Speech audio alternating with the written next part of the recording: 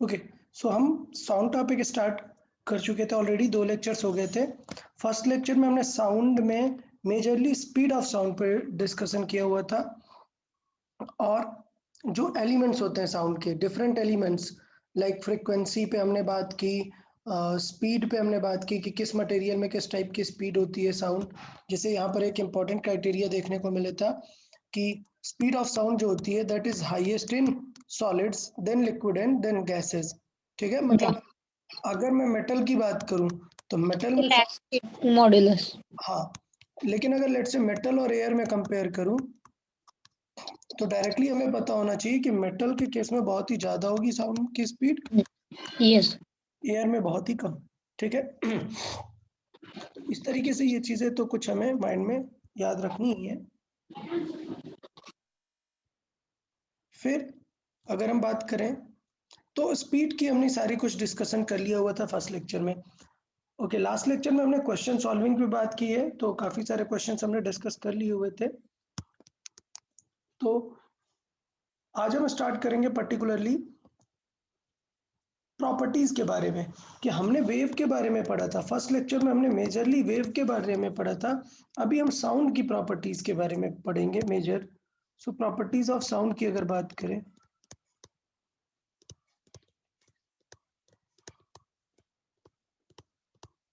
Okay, so properties of sound अगर हम देखें, प्रॉपर्टीज ऑफ साउंड में कौन कौन सी प्रॉपर्टी है, तो सबसे पहले बहुत ही मतलब बेसिक सी बात करें कि साउंड पे वेव किस टाइप की वेव प्रॉपर्टी है, तो सबसे पहला अगर हम पॉइंट देखें तो वेव नेचर के बारे में।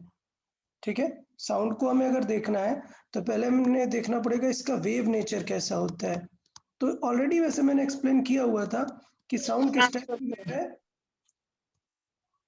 साउंड एक लॉन्जिट्यूडनल वेव है, तो मतलब कुछ इस तरीके से जनरेट होती है। सपोज यहाँ पर एक स्पीकर की बात कर रहे हैं हम, यहाँ पर एक साउंड सिस्टम है लेट्स से,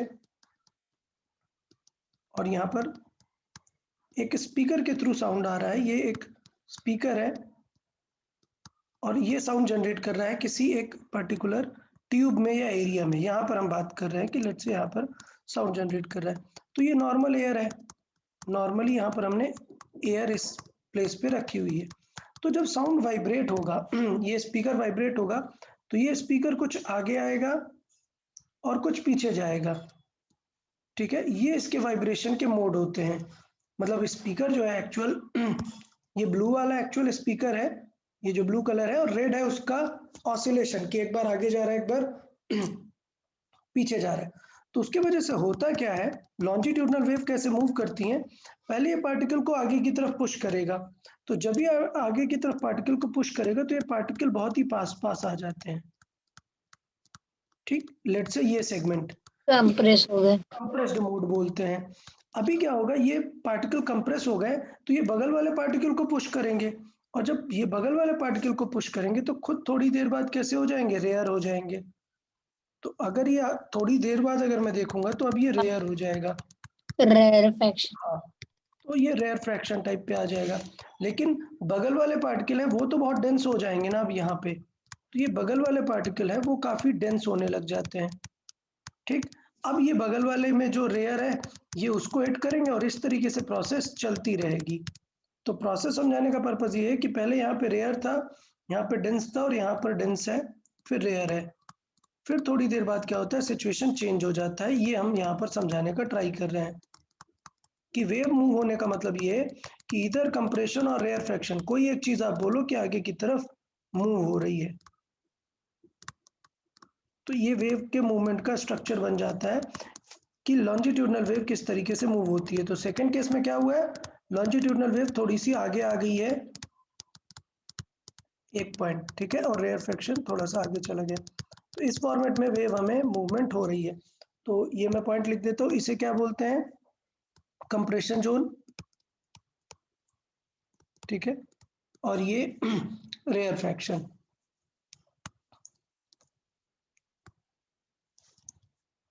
अब काम की बात कि हमें लेट से अगर हम बात करें, ये कंप्रेशन है और ये रेयर फ्रैक्शन।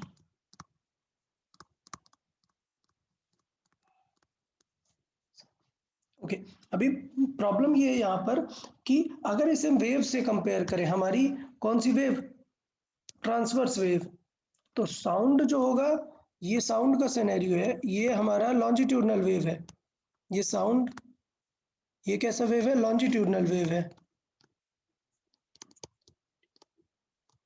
लेकिन लॉन्जिट्यूडनल वेव क्या है, ज्यादा हमें फील नहीं आती है, लॉन्जिट्यूडनल वेव को देख पाना से फील कम आती है, तो हम इसे कंपेयर हमेशा किससे करते हैं, इसे कंपेयर करते हैं हम ग्राफ से।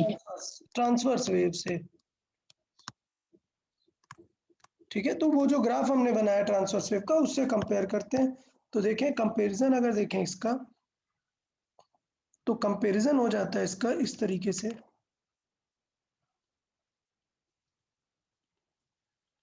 ओके, मतलब मैं ये समझाना चाहता हूं कि जो एक कंप्रेशन होता है, ये वो इस एक सेगमेंट को रिप्रेजेंट करता है, और दूसरा कंप्रेशन इसके दूसरे सेगमेंट को रिप्रेजेंट करता है, इस तरीके से। तो इसका मतलब ये होता है कि एक कंप्रेशन से दूसरे कंप्रेशन की स्टार्टिंग तक की जो डिस्टेंस होती है, इसको बोलते हैं हम क्या, वेवलेंथ या लैम्डा। ठीक है, तो ये थोड़ी सी काम की बात याद रखने वाली है, क्या कि एक कंप्रेशन से दूसरे कंप्रेशन के बीच की डिस्टेंस को क्या बोलते हैं, वेवलेंथ, लैम्डा। लैम्डा। ठीक है, तो इसका मतलब एक कंप्रेशन से दूसरे के बीच में, दूसरे रेयर फ्रैक्शन के बीच में डिस्टेंस कितनी हो जाएगी, लैम्डा बाई 2, जैसे इसमें होती है लैम्डा हाँ। बाई। तो इसके वेव नेचर को अगर हम बात करें, तो वेव नेचर में ये तो पता है कि साउंड जो है लॉन्जिट्यूडनल वेव के फॉर्मेट में जाएगा, लेकिन अगर हम इसमें बात करें कि डिस्टेंस क्या रहेगी, क्योंकि आगे हमें यूज हो जाता है इस चीज का कि वो कंप्रेशन पे कैसे जा रहा है, रेयर फ्रैक्शन कैसे हो रहा है, तो देख लेते हैं। तो यहाँ पर मैं लिख दूंगा कि डिस्टेंस बिटवीन, और I will say average distance between two consecutive average distance between two consecutive average distance between two consecutive compression or rarefaction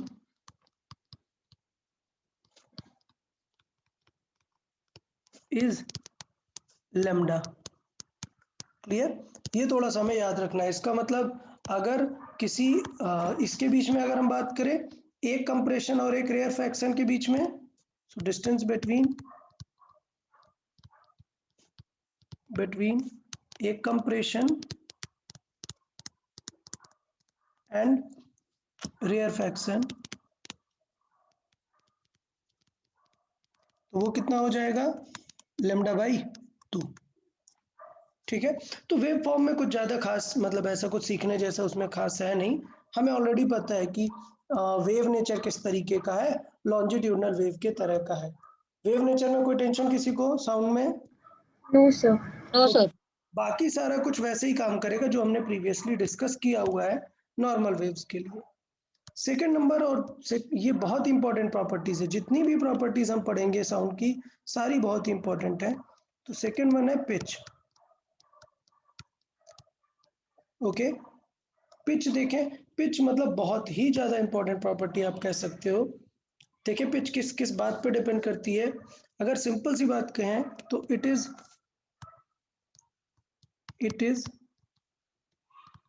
related to the frequency of sound, frequency of sound। Clear, तो मतलब क्या है, higher frequency sound means high pitch, higher frequency sound, higher frequency sound means क्या रहेगा, high frequency, sorry high pitch, high frequency sound means high pitch.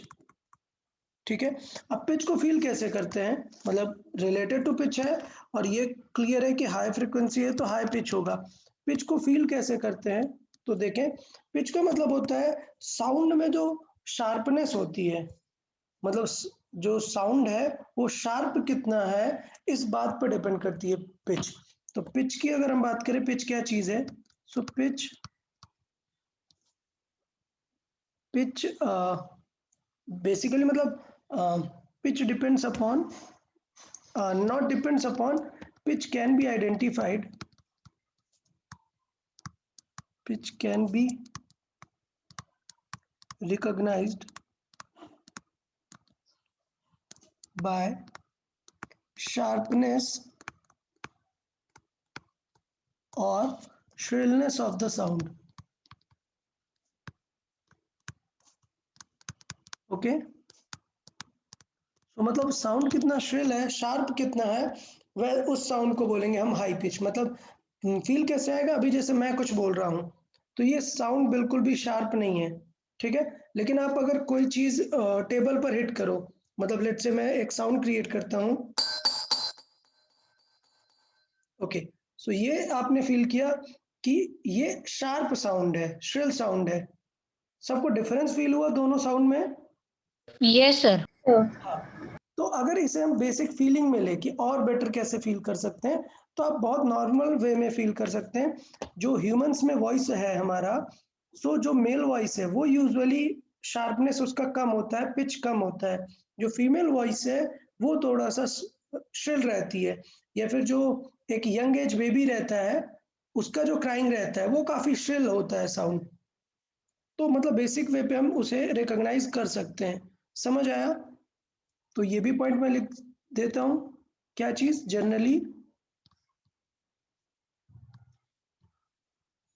Generally female voices is sharper और shrill means is sharper or shrill means it has higher pitch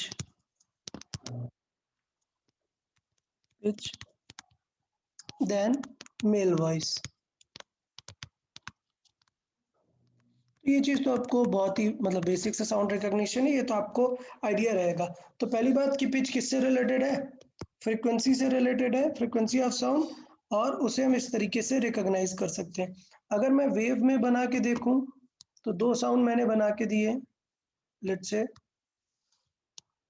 तो कुछ इस तरीके से पहले figure बना लेते हैं। तो हमने दो साउंड आपको बना कर दिए कुछ इस तरीके से, और एक कुछ इस तरीके से, ओके। ये थोड़ा सा रैंडमाइज हो गया but still it's okay. So let's say ये वेव नंबर 1 है और ये वेव नंबर 2 है, तो इनमें से कौन सा साउंड ज्यादा श्रिल दिख रहा है? 1। Wave number 1। नंबर, क्यों? क्योंकि 1 का फ्रिक्वेंसी ज्यादा है। तो हम यहाँ पर ऐसे कंपेयर करेंगे कि यहाँ तक में देखो इसने ज्यादा ऑसिलेशन कंप्लीट कर लिए, इसने 2 ऑसिलेशन कंप्लीट कर लिए, जबकि ग्रीन वाले ने सिर्फ 2 वाले ने सिर्फ 1 ऑसिलेशन किया हुआ है। तो इसका मतलब क्या है? फ्रॉम फिगर क्लियर है क्या कि फ्रीक्वेंसी ऑफ 2 या frequency of 1 is greater than frequency of 2, so wave 1 has higher pitch,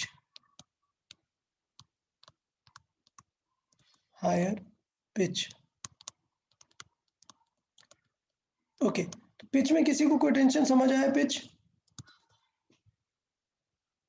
okay, yes sir. Yes sir. Good good. अब देख लेते हैं कि ये पिच किस बात पर डिपेंड करती है। तो बड़ी सिंपल सी बात है यार, पिच है क्या एग्जैक्टली? फ्रीक्वेंसी के बारे में। तो जो चीजें फ्रीक्वेंसी को चेंज कर सकती हैं हाँ। वही चीजें पिच को चेंज कर सकती हैं। क्लियर? अच्छा, एक और चीज कि पिच क्या है, एक टाइप का ये एक टाइप का सेंसेशन है। मतलब हमारा ब्रेन उसे कैसे इंटरप्रेट करता है, एक टाइप का सेंसेशन है। एक फ्रीक्वेंसी हमारे पास आती है तो उस फ्रीक्वेंसी को इंटरप्रेट करता है कि यार ये फ्रीक्वेंसी कैसा है। सो सपोज ज्यादा फ्रीक्वेंसी है तो उसको रिलेटिवली श्रिल फील होता है। तो मतलब पिच तो एक टाइप का क्या सेंसेशन है, फ्रीक्वेंसी रियल चीज है। तो पिच सिर्फ किससे रिलेटेड है? साउंड से रिलेटेड है। लेकिन फ्रीक्वेंसी किससे रिलेटेड है? वेव से। वेव से, किसी भी टाइप के वेव के लिए फ्रीक्वेंसी डिफाइन है, बट किसी भी वेव के लिए पिच मत डिफाइन कर देंगे। हाँ ओके, तो ये इंटरप्रिटेशन ऑफ ब्रेन है, ऐसा कुछ नहीं कर सकते। अच्छा, एक चीज और, अभी आप ये बताओ, जैसे कोई साउंड क्रिएट कर रहा हूं, क्या वो साउंड सबको सेम सुनाई देगा क्या? सबको सेम सुनाई देगा क्या? मतलब उसकी पिच की बात कर रहा हूं। No sir. नहीं, ये डिफरेंट है, मतलब साउंड की फीलिंग भी डिफरेंट है, वो उसके ईयर पे डिपेंड करेगा कि उसका ईयर कैसा है। मतलब कैसा है, मतलब ये चीज नहीं, मेन चीज है ईयर का जो फंक्शनिंग है वो किस टाइप का हाँ, है, इफेक्टिव कितना है। इफेक्टिव कितना है। तो ईयर बेटा कनेक्टेड है सीधा ब्रेन से। हाँ फिर एक बात ये पर ये भी डिपेंड करती है कि उसका ब्रेन क्या इंटरप्रेट करने वाला है। अगर उसका ब्रेन सही से इंटरप्रेट ही नहीं करेगा तो वो लॉजिक काम ही नहीं करेगा ना। ठीक है। तो ये चीज भी थोड़ा सा माइंड में रखना है कि पिच भी सेम रहने के बाद भी डिफरेंट हो सकता है, वो पर्सन पे डिपेंडेंट रहेगा। अब पिच फ्रीक्वेंसी पे डिपेंड करती है, तो क्या फ्रीक्वेंसी चेंज होती है क्या अदर मीडियम में जाने में कुछ? नो। ओके, तो इसका मतलब ये है कि जो ये है पिच, वो किसी दूसरे मीडियम पे जाने पे उसका जो क्वालिटी श्रिलनेस है वो चेंज नहीं होने वाला है, क्योंकि फ्रीक्वेंसी चेंज नहीं होता। तो यहाँ पे लिखेंगे pitch does not change due to change of medium. Okay, change of medium in which it is traveling, in which it is traveling.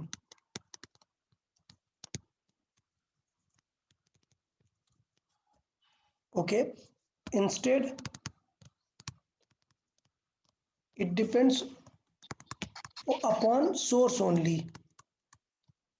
Sir आपने डज चेंज किया है, वो डज नॉट चेंज चाहिए ना।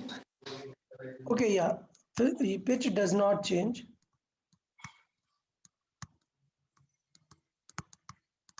Okay, it doesn't change due to change of medium in which it is traveling. Instead, it depends only upon source, only upon type of source.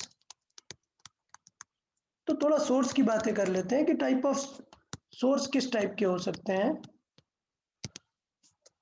देखें, type of source मतलब यहाँ पर purpose क्या है हमारा, इसका मतलब ये है कि किस टाइप पे साउंड क्रिएट करते हैं। तो साउंड क्रिएट करने के बहुत सारे मीडियम हो सकते हैं, हमें सिर्फ वाइब्रेट कराना है।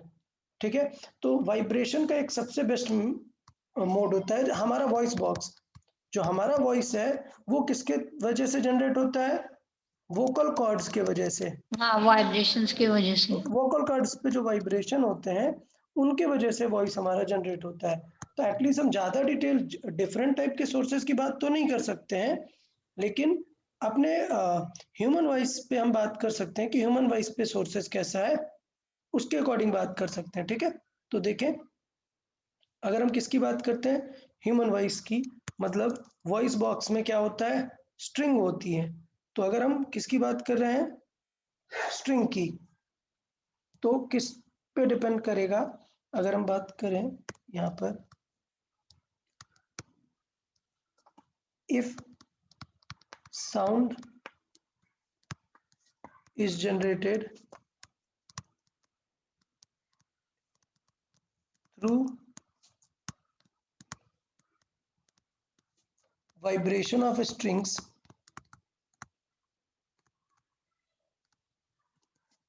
vibration of strings like human voice box. Okay, so like human voice box generating sound through vocal cords. ठीक है, तो मैं आगे नहीं लिख रहा हूँ, आप समझ गए कि it generates voice through vocal cords. तो उस पर कैसे डिपेंड करेगा, if sound is generated through this, then frequency depend करती है। फ्रीक्वेंसी जो होती है वो इनवर्स डिपेंड करती है किस पे, लेंथ पे। इसका मतलब क्या हुआ, इसका मतलब क्या हुआ कि हमें पता है कि फीमेल वॉइस की पिच क्या होती है, ज्यादा होती है, तो इसका मतलब उनके वोकल कॉर्ड्स की लेंथ कैसी होती है, कम। स्मॉलर होती है। तो यहां से हमें ये चीज पता चली, क्या क्या चीज पता चली, as frequency depends upon pitch, और I write like this, pitch depends upon frequency and it depends upon 1 upon length. Clear? For female voice, pitch is higher. It means for female voice,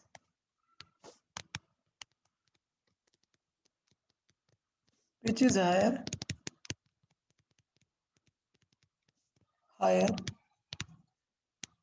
That's why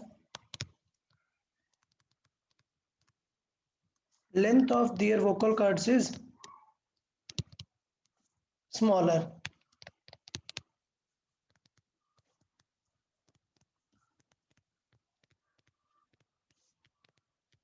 समझ आया ये सबको? कोई doubt इसमें किसी को? No. Sir. Same goes with the thickness also. अगर ज्यादा थिक होगा तो फ्रिक्वेंसी कम रहेगा, मतलब सॉरी उल्टा बोल गया मैं, थिक ज्यादा रहेगा, फ्रिक्वेंसी कम, मतलब प्रोपोर्शनल होगा, प्रोपोर्शनल टू थिकनेस। तो क्या अब इसमें भी लिखने की जरूरत है क्या? नहीं, आप समझ गए। ज्यादा थिक है तो फ्रिक्वेंसी, सॉरी उल्टा है ये, ज्यादा थिक है तो फ्रिक्वेंसी कम होती है, मतलब 1 अपॉन थिकनेस। सर मतलब ये भी इनवर्सली प्रोपोर्शनल है ना? हाँ, इनवर्सली प्रोपोर्शनल। इसे ऐसे फील कर सकते हैं घर पे, आप देखो एक एक रोप टाइप का ऐसे कुछ टाइट सा बांध दो और उसे फिर नीचे ऐसे खींच पुल करो और फिर छोड़ो, उस रोप को नीचे पुल करो और छोड़ो, तो क्या वो बहुत वाइब्रेट होगी क्या? नहीं। नहीं। गिटार स्ट्रिंग देखो, उसे हल्का सा ऐसे पुश करो तो तेजी से वाइब्रेट होती है वो काफी। क्यों? क्योंकि वो थिन होती है, तो थिन होगी तो उसकी फ्रिक्वेंसी ज्यादा, ज्यादा होगी। ठीक है? तो थिकनेस अगर कम मतलब फ्रिक्वेंसी ज्यादा। तो मुझे लगता है पिच के बारे में यार काफी सारी चीजें समझ में आ गई होंगी सबको। कोई डाउट किसी को इसमें? No sir. अच्छा, एक चीज और पिच को चेंज कर सकता है, किसी को याद है फ्रिक्वेंसी को कौन एक चीज और चेंज कर सकती है? Sir, Doppler effect. Very good यार, very good, very good. So pitch को एक और चीज है जो चेंज कर सकती है, क्या? Doppler effect. सो पिच में change due to Doppler effect. Doppler effect समझाया था क्या था? हाँ, yes sir. तो पिच Due कैसा to फील होगा? relative movement. हाँ, मतलब एक पर्सन है, ठीक है, और लेट से यहाँ पर ऐसा ये प्लेस है, तो ये कार है और वो हॉर्न ब्लो कर रहा है, ठीक है, कार आगे की तरफ मूव हो रही है और लेट से साउंड जनरेट कर रही है। तो अगर ये कार ए है और यहाँ पर एक कार है जो बाहर आग पीछे जा रही है आगे की तरफ, तो किसका साउंड उसे श्रिल सुनाई देगा? A का ए का, क्योंकि ए क्लोजर आ रहा है और ज्यादा जबकि नजदीक. बी दूर जा रहा है, ठीक है। बी आगे की तरफ जा रहा है और ए भी आगे की तरफ जा रहा है वी स्पीड से, बट दोनों फ्रिक्वेंसी सेम है, इनिशियल फ्रिक्वेंसी क्या है, सेम है, F. लेकिन frequency observed by the person will be different, ठीक है। तो वो चीज बदल जाएगी। सो पिच में change due to Doppler effect. So for observer, for observer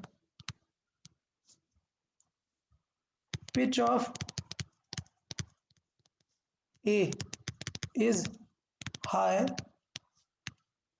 than pitch of B. B। Reason समझ आया? जो क्लोज आ रहा होगा उसके वजह से फ्रिक्वेंसी ज्यादा फील होगी और उसके वजह से कम। ऐसा क्यों? जबकि दोनों की क्या है, फ्रिक्वेंसी क्या है, same. So pitch of A is higher than pitch of B even frequency of source is same for both. मुझे लगता है फिर इसके पिच के बारे में सबको अच्छे से आइडिया लग गया है। सारी चीजें हमने डिस्कस कर ली हैं पिच की। किसी को हाँ। कोई नो अच्छा सर। गुड। चलिए तो अभी समरी वाइज बिना देखे कितने लोग एक्सप्लेन कर सकते हैं क्या क्या हमने डिस्कस कर लिया है पिच में। चले स्टार्ट करते हैं एक एक से। आदित्य पहली बताओ पिच में। Sir pitch depends upon frequency. Frequency चले फर्स्ट पार्ट हो गया, it depends upon frequency. Anyone else next बताएं। पॉइंट्स बताना है कि क्या क्या आपने सीखा पिच के बारे में, कुछ भी बोल सकते हैं। Sir, yes yes Raj. it can be identified by sharpness or shrillness. Very good. Sharp and shrill का concept. Next anyone else.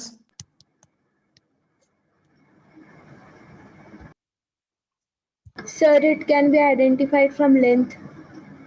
Identified from length नहीं, लेंथ से ऐसे आइडेंटिफाइड नहीं करते। लेंथ का क्या कॉन्सेप्ट है? वो It is inversely inversely proportional है। proportional to length. Okay good समीक्षा। सो क्या है, लेंथ पे उल्टा डिपेंड करता है। मतलब फ्रिक्वेंसी हाई होगा अगर लेंथ क्या है कम होगा। तो ये मैंने बताया फीमेल वॉइस पे, फीमेल वॉइस बॉक्स का लेंथ क्या, वोकल कॉर्ड का कम होता है length. Okay sir frequency is inversely proportional to thickness. Thickness also very good. तो ये भी एक पॉइंट रहेगा थिकनेस। एनीवन एल्स और क्या बताया? Pitch does not change in medium. Okay very good. Medium का इफेक्ट नहीं होता। What else? Sir it changes due to Doppler effect. Okay Doppler भी हमने सीख लिया, ठीक है। तो काफी सारी चीजें पिच के बारे में यही हैं जो हमने सीखी हुई हैं, ठीक है। चले तो पिच के बारे में डिस्कशन हमारा हो गया। हो गया। अच्छा पिच की हमने बात की फ्रीक्वेंसी पे रिलेटेड, मतलब पिच टोटली किससे रिलेटेड है? फ्रीक्वेंसी के बारे में है। तो फ्रीक्वेंसी से रिलेटेड कुछ डिस्कशन है वो हमें थोड़ा सा याद रखना चाहिए। क्या कि जो हमारा ह्यूमन ईयर होता है वो सेंसिटिव होता है किसके लिए? ह्यूमन ईयर और द ऑडिबल रेंज या Sir, lag Video होगा। lag है. ओके जस्ट अभी आ गया ऑडी लिखा हुआ। ओके ऑडी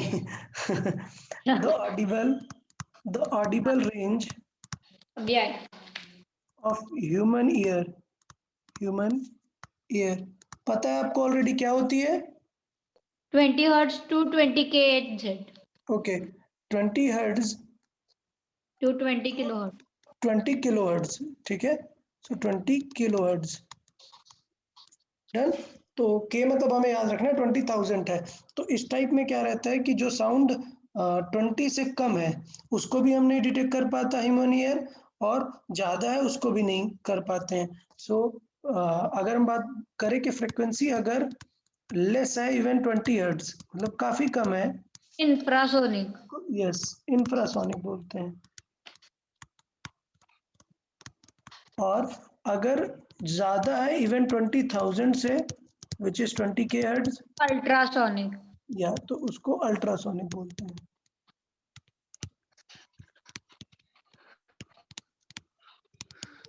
ओके तो यार ये सुपरसोनिक वर्ड क्या है? अल्ट्रासोनिक और सुपरसोनिक सेम है क्या?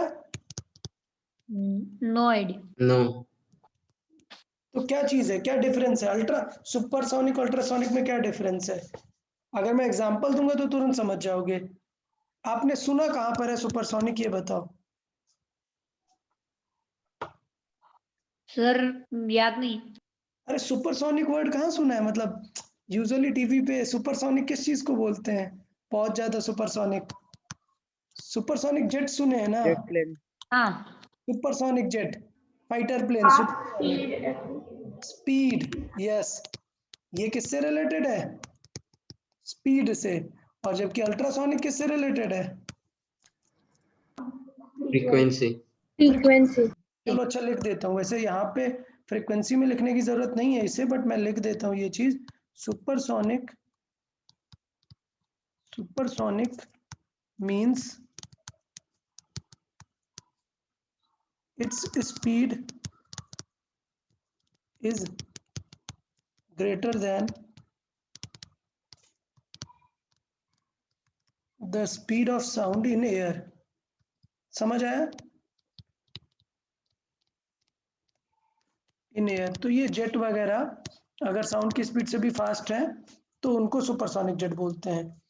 अच्छा, अल्ट्रासोनिक का बहुत ज्यादा यूज होता है, आपने सुना है अल्ट्रासोनिक वेव्स का, अल्ट्रासोनिक साउंड का? Detect हाँ sir. flaws in metals. Sir वो हमारे मेडिकल इसमें भी यूज होता है ना मेडिकल अल्ट्रासाउंड। उसमें बहुत ज्यादा अल्ट्रासोनिक इमेजिंग में काम आता है। ठीक है, तो सोनोग्राफी बोलते हैं उसको, अल्ट्रासोनिक इमेज को। मैं लिख देता हूँ यहाँ पर, अल्ट्रासोनिक साउंड काफी यूजफुल है। Ultrasonic sound is used in sonography. Sonography मतलब मेडिकल पर्पस के लिए। और कई सारे सोनर सिस्टम भी होते हैं जो मतलब साउंड फ्रिक्वेंसी पे काम करते हैं, जैसे रडार होता है वैसा। तो बहुत सारे सोनर सिस्टम वो भी साउंड फ्रिक्वेंसी पे काम करते हैं। और जैसे मैंने बताया कि स्ट्रक्चर में कोई भी क्रैक वगैरह है, डिसकंटिन्यूटी है, उनके लिए भी। सो Law. डिसकंटिन्यूटी या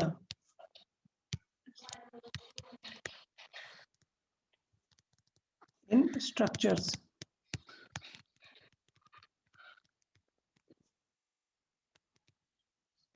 और डिसकंटिन्यूटी का मतलब है क्रैक्स।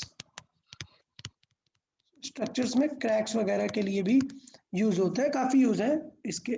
तो यहाँ से यार पिच के बारे में डिस्कशन काफी हो गया, पिच हमारा कंप्लीट रहता है। पिच का हमने काफी सारा डिस्कशन कर लिया। पिच के बाद नेक्स्ट प्रॉपर्टी आती है लाउडनेस। ये भी बहुत ही इंपॉर्टेंट है, जितना इंपॉर्टेंट पिच है एग्जैक्टली इतना ही इंपॉर्टेंट ये भी है। Third property loudness. सर ये एम्पलीट्यूड पे डिपेंड है ना? हाँ एग्जैक्टली। तो ये जो है लाउडनेस जो होती है ये एग्जैक्टली साउंड के पावर को बताती है। तो पहले सिंपल वे पे लिख लेते हैं, it is related to the it is related to the amplitude. It is related to the amplitude of sound or wave. ठीक है, एम्पलीट्यूड का मतलब क्या है? पहले तो एक और लिख लेते हैं कि हायर एम्पलीट्यूड मतलब louder sound. So higher amplitude means louder sound. Okay, तो ये तो ठीक है, एम्पलीट्यूड पे डिपेंड करता है, ये तो बहुत ही सिंपल सी बात है, वो क्लियर है। फिगर में भी हम देख के बता सकते हैं कि एम्पलीट्यूड क्या चीज होता है। लेकिन एग्जैक्टली है क्या, मतलब एम्पलीट्यूड मतलब किस चीज के बारे में बता रहा है? साउंड कैसा है, पावरफुल है या वीक है, स्ट्रांग है, हाँ। इस चीज के बारे में बताता है। तो एम्पलीट्यूड का बेसिक मीनिंग क्या है कि ये क्या चीज बता रहा है कि साउंड कितना पावरफुल है। क्लियर? तो हाँ। it yeah, so it is related to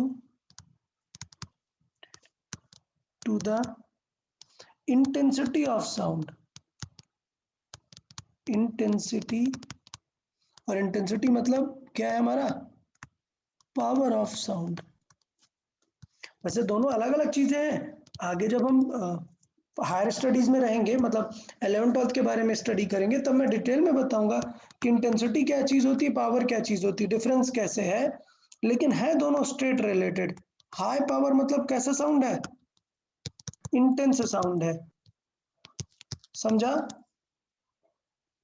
high power sound मतलब इंटेंस साउंड है, और इंटेंस साउंड मतलब उसे क्या बोलेंगे? High loud. पास। हाँ, मतलब लाउडर साउंड है, लाउड है। क्लियर? ओके। हाँ। तो पहली बात तो ये किस पे डिपेंड कर रहा है? हमारा एम्पलीट्यूड पे। ठीक है, अब कैसे ज्यादा पावर जनरेट कर पाओगे आप? सोचो आपके पास ये एक स्पीकर है, ये एक स्पीकर है, ये वाइब्रेट होने वाला है, या लेट से ये एक वाइब्रेटिंग ऑब्जेक्ट है, ये वाइब्रेटिंग ऑब्जेक्ट वाइब्रेट होने वाला है इन एंड आउट। तो यहाँ पर जो है एयर को ये कंप्रेस करेगा। ओके, अगर ये फास्ट वाइब्रेट होने लगेगा तो क्या चीज चेंज होगा? अगर ये फास्ट वाइब्रेट होने लगे तो क्या चीज चेंज हो जाएगा इसका, अंदर की एयर का? Sir, speed of vibration. हाँ, मतलब क्या? फ्रीक्वेंसी। फ्रीक्वेंसी। तो यहाँ से जो साउंड क्रिएट होगा उसका पिच बढ़ेगा। क्या हम हाँ। लाउड बना पाएंगे क्या साउंड को? नहीं। नहीं। तो लाउड मतलब आप फास्ट वाइब्रेट करा के नहीं बना सकते हैं। लाउड मतलब होगा कितना ज्यादा पावर से आप वहां पर डिलीवर कर सकते हैं। ज्यादा पावर का मतलब ये है कि सपोज ये एयर ओपन है, ये, तो अभी ये ऑब्जेक्ट कितना कैप्चर करेगा एयर? इतना। लेकिन अगर आप यहाँ पे इतना बड़ा ऑब्जेक्ट रख देंगे तो अब ये कितनी कैप्चर करेगा? ज्यादा कैप्चर करेगा। इसका मतलब किस पे डिपेंड करता है? साइज पे डिपेंड करता है ये। Okay. ठीक है, जबकि पिच सिर्फ किस पे डिपेंड कर रही थी कि कितना फास्ट वाइब्रेट होगा, साइज पे डिपेंड नहीं करता। तो इसका मतलब ये कि गिटार स्ट्रिंग को चाहे जितना फास्ट कर लो, उसका एक लेवल होगा भाई, इससे ज्यादा तेज नहीं होगा कि आप गिटार बजाओ तो एक 40 मीटर दूर भी आपको सुनाई दे, ऐसा नहीं होगा। ठीक है, तो सेम है कि हम एक लिमिट तक ही वाइब्रेशन को वो कर सकते हैं, रिलेट कर सकते हैं। अगर हमें उसे लाउड बनाना है तो बेस्ट वे क्या है? एम्पलीट्यूड को बढ़ाना। और एम्पलीट्यूड को बढ़ाने का एक सीधा तरीका होता है क्या? साइज बड़ा करना। डन? अच्छा, ओके, एक और चीज, तो यहां से क्या हो जाएगा? It increases with increase in the surface area of vibrating object.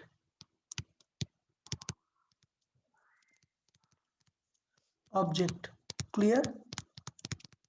अच्छा, उससे ज्यादा और एक खतरनाक बात, ये तो ठीक है, ये तो बहुत ही मतलब समझ आ गया आप लोग को कि साइज ज्यादा बड़ा रहेगा तो एक इंपॉर्टेंट क्राइटेरिया है, ये एक डिपेंडेंसी का इंपॉर्टेंट क्राइटेरिया है क्या? Surface area. इसको मैं हाईलाइट करके रख रहा हूँ, सरफेस एरिया एक अच्छा इंपॉर्टेंट क्राइटेरिया है। दूसरी क्या बात है, एक ये भी मैंने बताया कि इंटेंसिटी से रिलेटेड है। हायर इंटेंसिटी मतलब लाउडर साउंड। एक और चीज कि डिस्टेंस पे भी डिपेंड करता है। हाँ। ठीक है, so it decreases with distance, with nahi, it decreases as the distance between source and observer increases.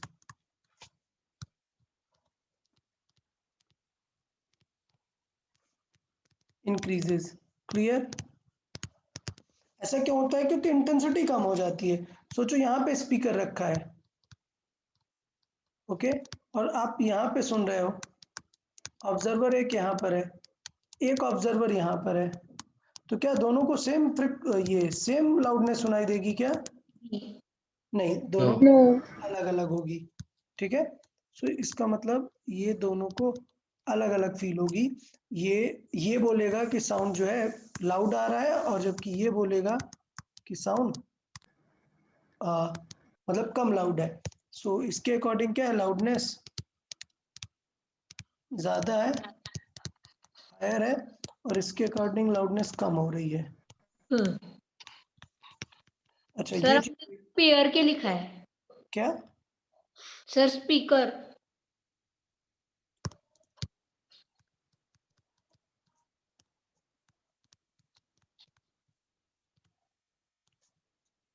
Okay, अभी बात करें कि क्या चीज नहीं बदलेगी अगर ये स्पीकर रेस्ट पे है, स्टेशनरी है, और ये ऑब्जेक्ट लोग भी ऐसे, मतलब ये ऑब्जर्वर भी बैठे हुए हैं, तो क्या डिफरेंस नहीं होगा? क्या चीज चेंज नहीं होगी?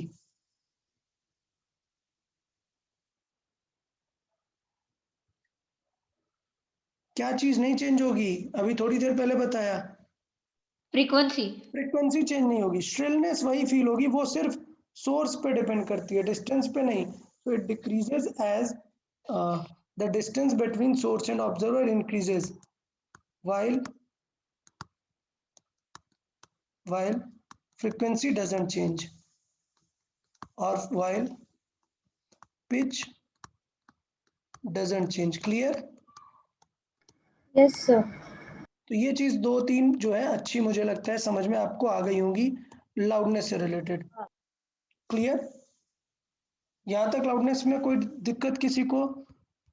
अच्छा, एम्पलीट्यूड है तो फिगर बना के भी देख सकते हैं, फिगर बना के भी एग्जांपल देख सकते हैं कि दो वेव में से किसका ज्यादा होगा लाउडनेस।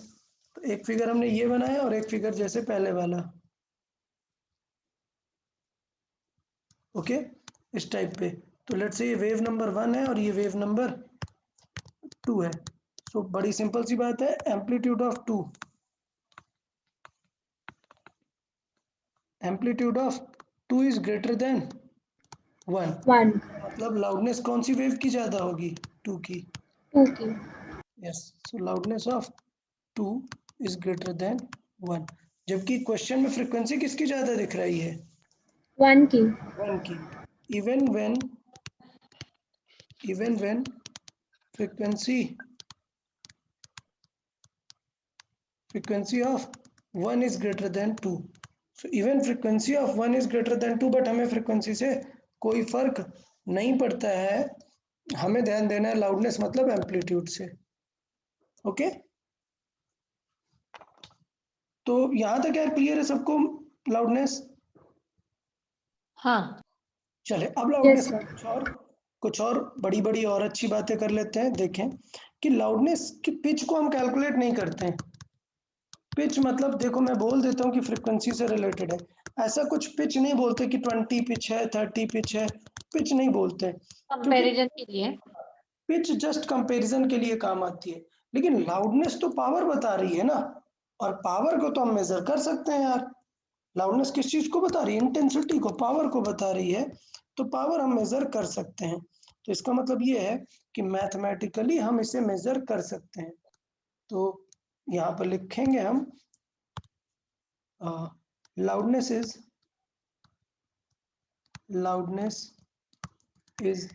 measured in, और not measured इस तरीके से लिखते हैं, the unit of loudness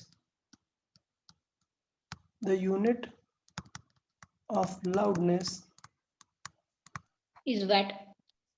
is decibel। ओके। ठीक है, तो ये अपना नया यूनिट है डेसिबल। इसे यूजुअली यूनिट कैसे लिखते हैं? किलोमीटर लिखना है हमें तो इस हाँ, ये स्पेशल है। सर ये डीबी में कहते हैं ना? लेटर जो है वो कैपिटल है। स्मॉल रखते हैं और सेकंड कैपिटल रखते हैं, इस तरीके से इसे रिप्रेजेंट करते हैं। Clear? Decibel. So the unit of loudness is decibel, that's why it is measured in decibel scales. ठीक है, अच्छा, तो लाउडनेस अगर हम कैलकुलेट करें या पहले लिख लेते हैं, यूजुअली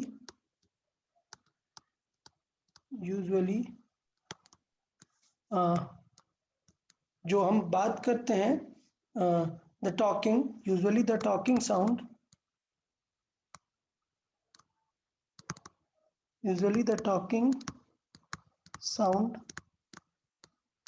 is nearly 50 डेसिबल। ठीक है, तो जो हम बातचीत करते हैं वो नियरली 50 डेसिबल पे रहता है। लाउडनेस को कैलकुलेट कैसे कर सकते हैं? देखें फॉर्मूला। सो लाउडनेस को लेट से हम एल लेटर से रिप्रेजेंट करते हैं। It is calculated as 10 times log I by I not. ठीक है, अभी एक्सप्लेन करते हैं सारी चीजें। So 10 times log I by I not. अच्छा, log पढ़ लिया आप लोगों ने? log No, sir. नहीं? लास्ट थोड़ा थोड़ा। अच्छा, थोड़ा थोड़ा, कोई बात नहीं, तो मैं फिर से सिखा देता हूँ, फिर से सीख लेंगे log निकालना। थोड़ा सा पहले लिख लेते हैं, ये लाउडनेस हो गया हमारा 10 टाइम्स I by दिस। तो यूनिट देखिए, लाउडनेस का यूनिट क्या हो जाएगा? डेसिबल। डेसिबल। ठीक है, ये डेसिबल हो गया। 10 तो ठीक है, लॉग ठीक है। ये आई क्या है? दिस इज कॉल्ड दिस, जिसका साउंड है उसकी इंटेंसिटी। तो ये हो गई इंटेंसिटी। इंटेंसिटी, इस इंटेंसिटी का यूनिट होता है वैट पर मीटर स्क्वायर। ठीक है। अच्छा, ये जो इंटेंसिटी है बहुत ही स्पेशल इंटेंसिटी है, इसको बोलते हैं threshold intensity. Okay. Okay, threshold का मीनिंग क्या होता है? कभी सुना है ये वर्ड हाँ, थ्रेशोल्ड? कहाँ पर? सर वो आइंस्टाइन ने जो फोटो इलेक्ट्रिक हाँ, effect, exactly, very good. Einstein का जो फोटो इलेक्ट्रिक इफेक्ट था, वहां पर बताया गया थ्रेशोल्ड मतलब कि इतनी मिनिमम फ्रीक्वेंसी चाहिए, इससे ऊपर ही एनर्जी निकलेगी, नहीं तो नहीं निकलेगी।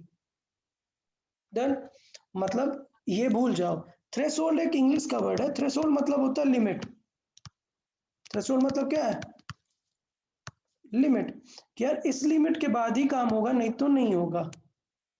ठीक है, तो ये जो लिमिट है, ये ह्यूमन ईयर के लिए क्या होती है, ये हमें याद रखना है। तो यहाँ पर हम याद रखेंगे threshold intensity for human ear, threshold intensity of human year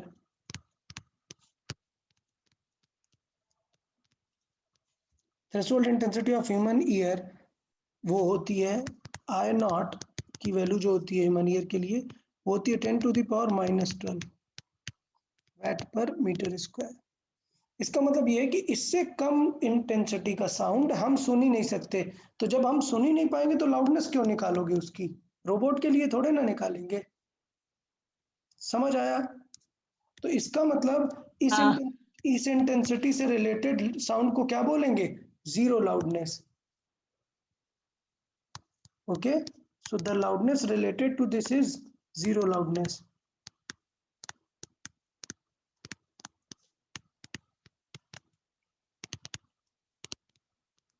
So the loudness related to this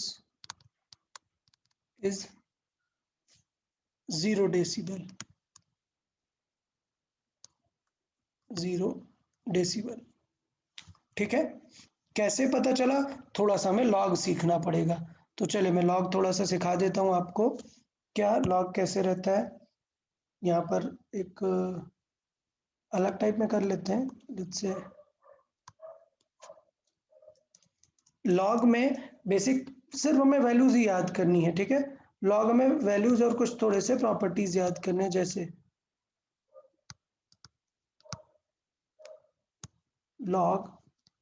log में 1 की वैल्यू क्या होती है?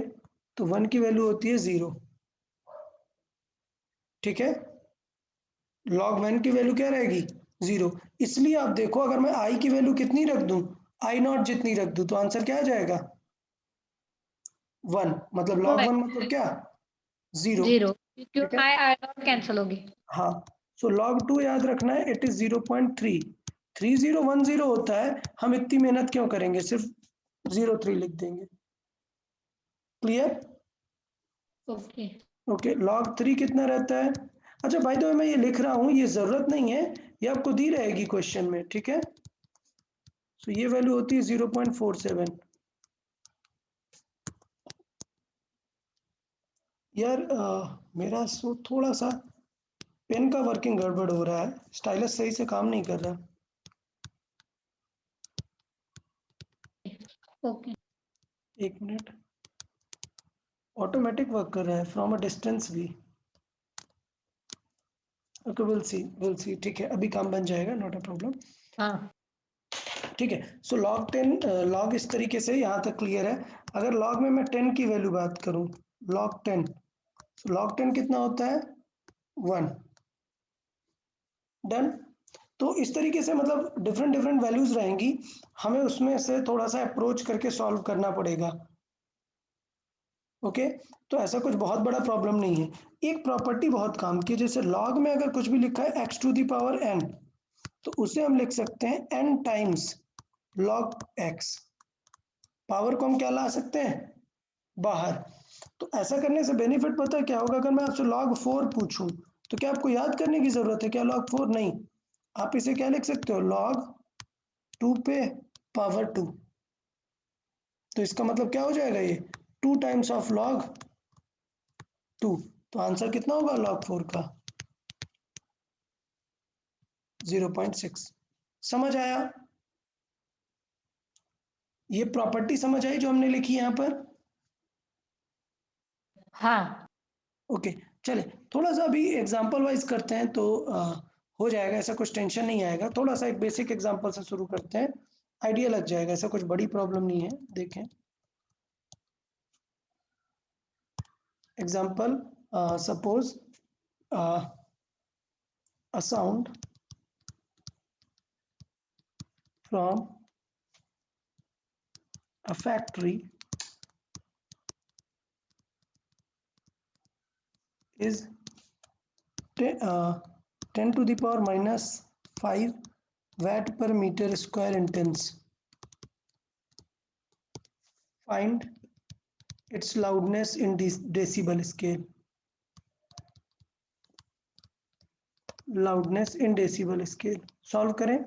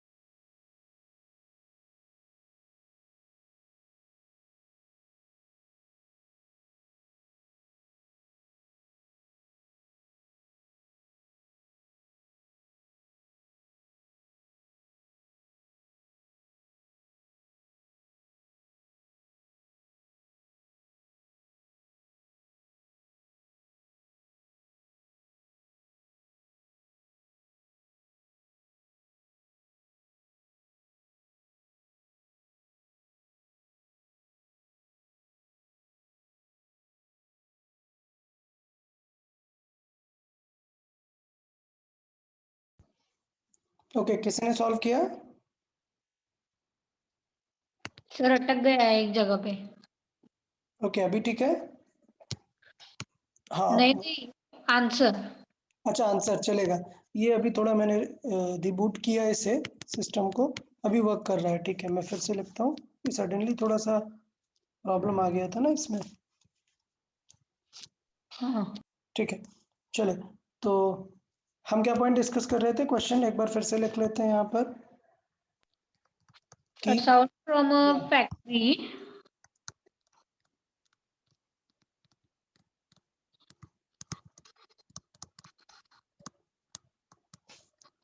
Okay, sir, sound from a factory. Decibel में कन्वर्जन का कुछ फॉर्मूला है क्या? हाँ, a sound from a factory is how much intense दिया था मैंने? 10⁻⁵ okay, 10⁻⁵ watt per meter square हाँ intense. Okay, so find the loudness. In decibels. हाँ, वो डेसिबल ही आएगी। तो भाई यही तो डेसिबल है ना, ये समझाया ना? ये लाउडनेस का आंसर हाँ किसमें आता है? डेसिबल। अगर इस फॉर्मूले से मैं अप्रोच कर रहा हूँ तो काम बन ओके। गया। हमें इस फॉर्मूले में अप्रोच करना है।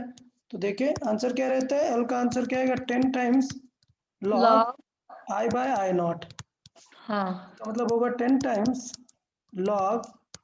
अब देखो आई की वैल्यू है 10 to the power minus 15, but I not कितना होता है?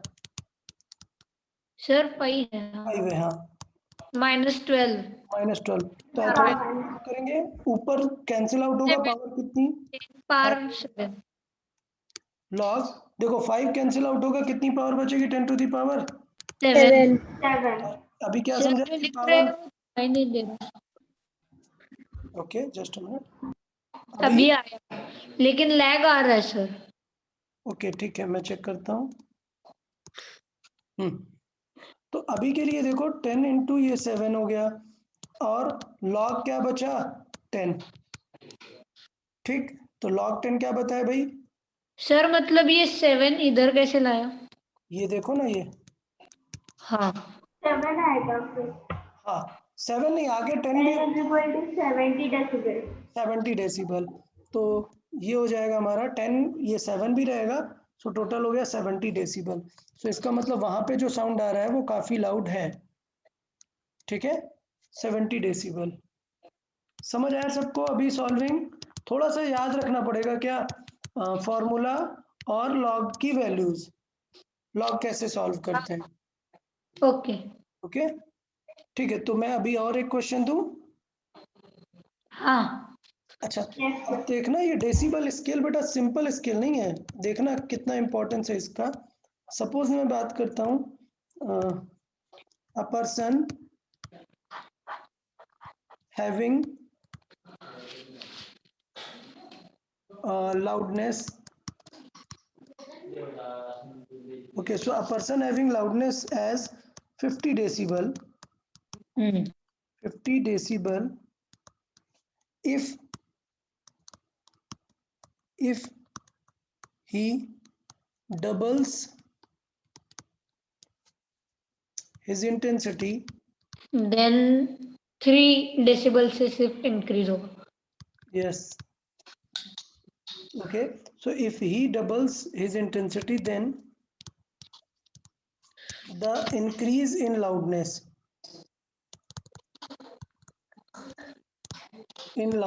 scale. ओके, सो बेसिकली अगर आप फील करो, मतलब मैं आपको बोलूं कि उसने इंटेंसिटी डबल कर दी, मतलब वो डबल पावर से बोलने लग गया, मतलब अगर आप फील करोगे तो आपको डबल ही फील होगा।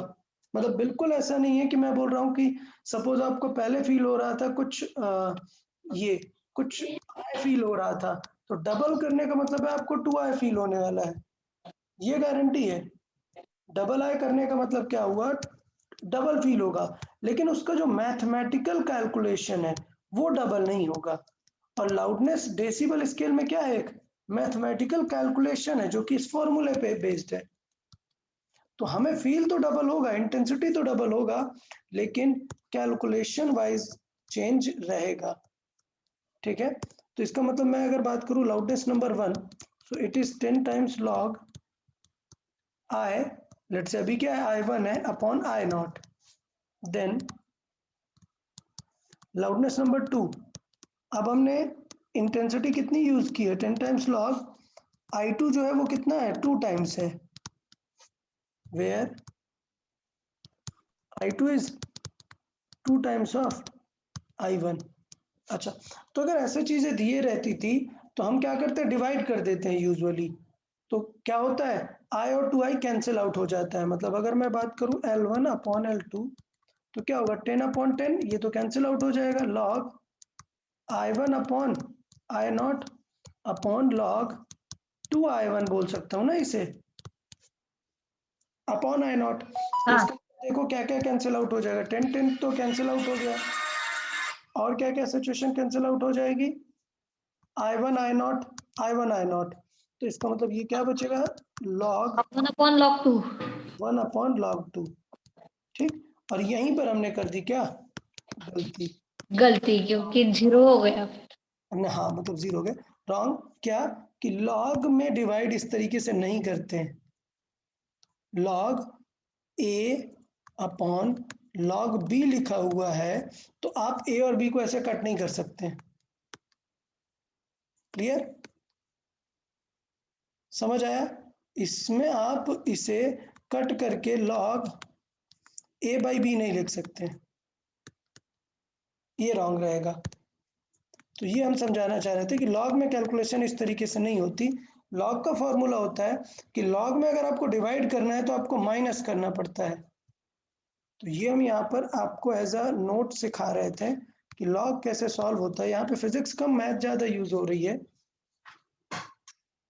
क्या कि लॉग कैसे करते हैं। देखें, अगर हमें लॉग में दो चीजों को डिवाइड करना है तो उसका रूल होता है लॉग ए माइनस लॉग बी। जब हम दो चीजों को माइनस करते हैं तो उनको हम लिख सकते हैं लॉग ए बाई बी। ये लिख सकते हैं। तो इसका मतलब हम L1 बाई L2 कभी फाइंड ही नहीं कर सकते हैं। हम क्या फाइंड करें? L1 log a L1 minus L2. तो log L1 माइनस L2, तो 10 तो कॉमन आ जाएगा, अंदर क्या लिखा रहेगा? log I1 by 2I0 minus 2 नहीं, just I0 log I2 by I0। और अभी क्या बताया कि अगर log a माइनस b है तो log a बाई b लिख सकते हैं उसे। L1 माइनस L2 क्या आ जाएगा? 10, और ये हो जाएगा log a बाई b लिख रहा हूं मैं, तो I1 by I0 divide by 2I1 by I0। Clear? तो इसका मतलब क्या आ जाएगा? ये आ जाएगा 10 टाइम्स log, इसे सॉल्व करेंगे तो अब देखो एक साथ लिखा हुआ है तो अब ये कैंसिल आउट हो जाएगा। आंसर क्या आ गया? 1/2। ठीक, अब एक और प्रॉब्लम, हमें तो वैल्यू 2 की पता थी, तो इसका मतलब हमें उल्टा करना चाहिए था। हमें क्या करना चाहिए था? L2 minus L1। क्यों? क्योंकि L2 बड़ा था ना यार, तो इसका मतलब यहाँ पर L2 लिखना चाहिए था, तो आंसर हमारा बदल जाएगा 2 टाइम्स ऑफ I1। ये समझ आया? तो फिर 1 ये बाई, लास्ट स्टेप आप और एक बार बता सकते हो? हाँ बिल्कुल, देखें हमें क्या होता है, लॉग में हम इस तरीके से डिवाइड नहीं करते हैं। मतलब लॉग अगर ऐसे a बाई बी लिखा है तो उसे लॉग a और b को अलग अलग डिवाइड नहीं कर सकते हम। तो उसका रूल क्या होता है? रूल होता है कि लॉग अलग से लिखा है माइनस में तो ही हम डिवाइड कर सकते हैं उन्हें एक साथ। तो हमें तो कैंसिल आउट डिवाइड पे ही होगा, क्योंकि ये i है और ये 2 टाइम्स है, तो हमें कैंसिल करने के लिए डिवाइड चाहिए, बट डिवाइड करने के लिए लॉग minus होना चाहिए। इसलिए we can not solve L2 by L1। हमें क्या करना चाहिए? माइनस करना चाहिए। तो हमने किया 10 log, 10 कॉमन ले लिया दोनों में, इन दोनों को माइनस कर दिया, और माइनस करने में क्या हो गया, उनको हम कैसे लिख सकते हैं? डिवाइड में। ये रूल ऑफ लॉग है, ठीक है, तो इसमें टेंशन नहीं लेना। अच्छा, log 2 की वैल्यू अब पता है आपको, तो आंसर कितना आ जाएगा? 3 डेसिबल। इसका मतलब ये हुआ कि दोनों की लाउडनेस में सिर्फ कितना डिफरेंस आया?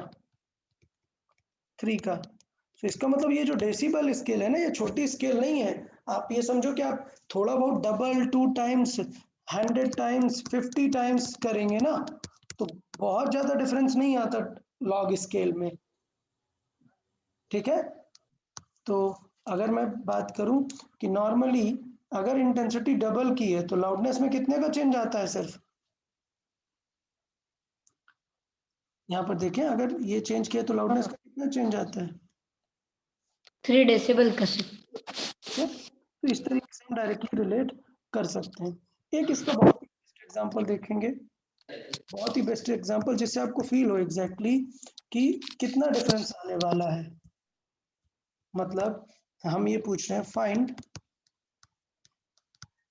How much, find how much intense is 60 decibel sound from 50 decibel। मतलब देखो 50 60 में कितने डेसिबल का फर्क है? सिर्फ 10 का, या फिर और 10. ले लेते हैं, लेट्स से 80 और 50 ले लेते हैं। तो फिर एक साउंड है जो नॉर्मल हम बात करते हैं, तो 80 डेसिबल किसे बोलेंगे वो देखना रहेगा। तो इन दोनों में कितने का डिफरेंस है, तो इसे बहुत ही कॉमन वे पे सॉल्व करना पड़ेगा हमें। कैसे? हमें चेक करना है कि कितना ज्यादा पावरफुल साउंड है वो।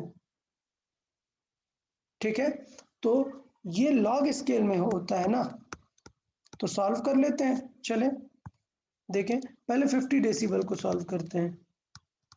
L1 is equal to 10 log I1 by I0। हमें क्या चेक करना है? I1 और I2 चेक करना है, how much intense is that sound. अच्छा, तो L1 कितना दिया है हमें अभी? 80,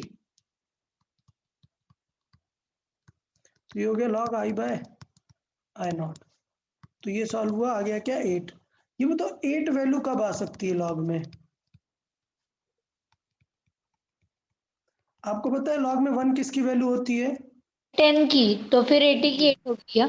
तो 10 80 की नहीं होगी भाई, पावर बाहर आती है, लॉग की प्रॉब्लम क्या है कि लॉग में पावर बाहर आएगी। ये, तो इसका मतलब लॉजिक ये होगा I1 by I0 must be 10 power 8। Yes 10 power 8। समझ आया लॉजिक? Yes sir. ओके तो ये जो लाउडनेस है वो 10 टू दी पावर पे रहती है, ये चीज हमें यहाँ पे याद रखना पड़ेगा, नहीं तो काम नहीं बनेगा। तो ये लिखने की अब जरूरत नहीं है L2। अब आप यही फर्क होता है कि क्वेश्चन सॉल्व करके कॉमन सेंस से सीखना है हमें। तो ये हो गया log I2 बाई I0। तो हमें पता है कि अभी I2 कितना है 50 है। सो डायरेक्टली हमें पता चल गया कि I2 बाई I0 कट होगा, तो ये आ गया 5 is log I by I0, I2 by I0। तो इसका मतलब ये हुआ कि I2 बाई I0 कितना है, इट इज 10 पावर 5 है। 5, तो इट मस्ट बी 10 पावर 5। तो मैं अगर बेसिक फीलिंग बताऊं तो इसका मतलब ये I1 इज 10 to the power 8 times of I0 and I2 कितना है 10 to the power 5 times of I0। तो बताओ I1 और I2 में क्या रिलेशन है, कौन ज्यादा बड़ा है I1। I1। और कितना ज्यादा बड़ा है, इसमें कितना एक्स्ट्रा मल्टीप्लाई करा है 10 टू द पावर 3 का एक्स्ट्रा 3 का। मल्टीप्लाई करा है ना, क्योंकि 5 वाला तो ऑलरेडी है ये, तो हाँ। इसका कितना होगा 10 to the power 3 times of I2। I1 is 1000 times intense than 2। So मैं यहाँ पर लिखूंगा sound 1 is 1000 times intense than 1000 times intense than sound 2। Clear? तो इसका मतलब ये है कि each 10 decibel difference creates 10 times intense sound। समझ आया? तो इस लाइन को हमें सॉल्व करने की जरूरत नहीं है, अब मैं आपको एकदम डायरेक्ट केस वाइज समझा देता हूं। क्या each 10 decibel difference is 10 times intense। Clear? तो इसका मतलब मैं पूछूं अगर, नेक्स्ट एग्जांपल आपको लिखता हूं, क्या how much intense is 50 decibel from 30 decibel। 100 times। तो 100 times। Clear? So because 10 decibel difference creates 10 times, तो इसका मतलब 20 डेसिबल। तो 20 टाइम्स मत कर देना, ये वो मेथड नहीं है। सो इसका मतलब ये, इसको ऐसे यूनिटरी जैसे ना फील करें, अदरवाइज आप 20 टाइम्स कर दोगे। So because each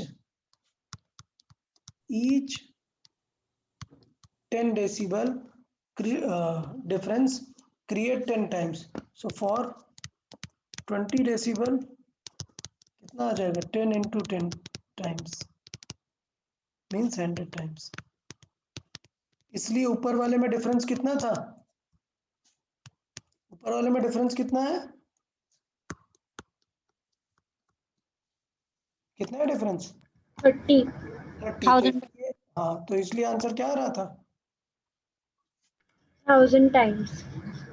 clear? Okay. Yes sir. तो ये तो हमारा है लाउडनेस का सेक्शन। सो हमारे 3 प्रॉपर्टीज ओके हो गए। किसी को ये 3 प्रॉपर्टीज में डाउट? No wait sir. होता है, पिच कैसा होता है, और लाउडनेस कैसा होता है, और तीनों की भी हमने पॉइंट्स बात किए कि कौन किस बातों पर डिपेंड करता है। लास्ट प्रॉपर्टी है क्वालिटी। ओके, क्वालिटी को टिम्बर भी बोलते हैं। ओके, ये क्या प्रॉपर्टी है, तो ये एक बहुत ही मतलब बहुत ही स्टैंडर्ड प्रॉपर्टी है, समझें। It is the property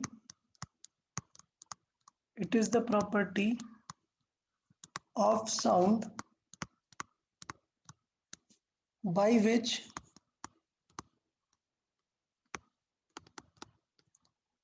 a sound or by which two sounds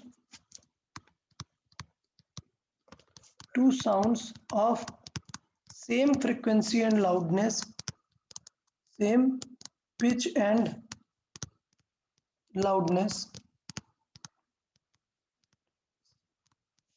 can be differentiated properly.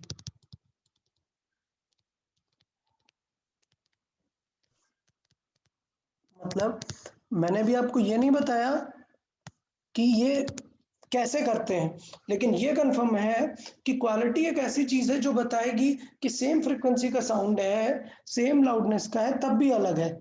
मतलब इसे मैं फील कर रहा हूं कैसे, सपोज आप हो, मतलब लेट से दो स्टूडेंट हैं ए और बी, ये दोनों सेम साउंड क्रिएट कर रहे हैं, सेम पिच, ठीक है, लेट से सेम फ्रीक्वेंसी सेम लाउडनेस, फिर भी हम अगर इन्हें सुनेंगे तो हम तुरंत बता सकते हैं ना कि यार ये आदित्य की वॉइस है, क्लियर, और ये किसी दूसरे की वॉइस है, ठीक है।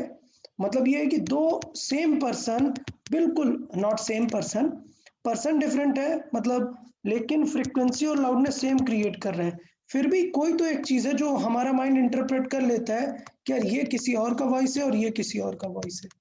समझ आया? हाँ। Yes sir. कौन सी क्वालिटी उसको आइडेंटिफाई करने में काम आती है? क्वालिटी या टिम्बर बोलते हैं उसे। क्लियर?